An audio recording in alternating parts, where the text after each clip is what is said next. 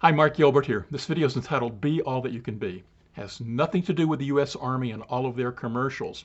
What it really has to do with is using that phrase as a touchstone for living the highest possible life that you can live. The phrase was actually coined over 100 years ago by a New Thought author by the name of Christian D. Larson. Larson, according to New Thought historian Mitch Horowitz, is the one who coined the phrase, be all that you can be, in his very popular self-help and New Thought books from the early part of the 20th century. I've been a student of Christian D. Larson for a number of years now, and there's some links in the video description below on some other videos, including a recent presentation I did on Larson for the New Thought Media Network. I encourage you to check them out. But what I really want you to do today is to focus on that phrase as a phrase that can assist you in living the highest potential of who you are in this lifetime.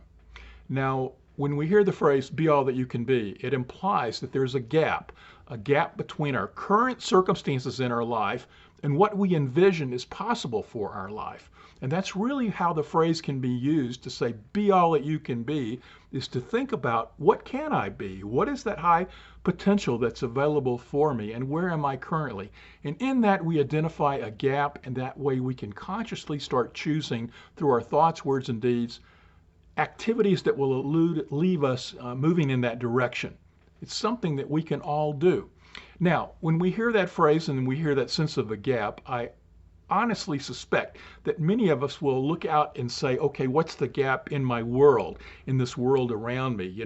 We'll identify it in worldly, physical things. Is my job the job that I want? Is my income the income that I want? Are the friends and relationships I have, are they what I want? We define it in things in the world of form, the material world that's around us. And that's okay. That's one way of looking at it. But what Larson wrote about in most of his books was the concept that we live in multiple worlds at the same time, that we live not only in this physical world, but we live in a mental world and a spiritual world. You hear me say that a lot on my videos as well. And that we're actually in a sort of a continuum between matter and mind and spirit, and we move up and down this continuum each day in our awareness.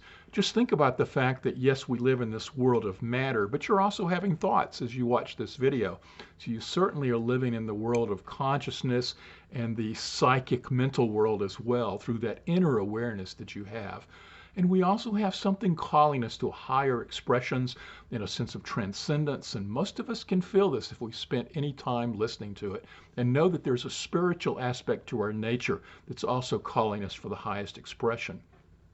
So when we hear the phrase, be all that you can be, what we're really asking ourselves to consider is, where's that gap in all of these realms? Yes, we can look at the world around us and say, what would I like to experience in this material world, and where am I currently in my experiences, and act in a way that's going to serve to close that gap. But I would also ask you to ask the question, where is the gap, and where am I called to be more in my psyche, in my consciousness, in my awareness of life? And also, how am I called to be more in the listening to Spirit, God, whatever name you want to give that ineffable something that's calling us into the expression of a transcendent nature? Where is there a gap in all aspects of your life? So when you think to yourself, be all that you can be, really ask yourself this question. What is it that I am called to do and be in this material world?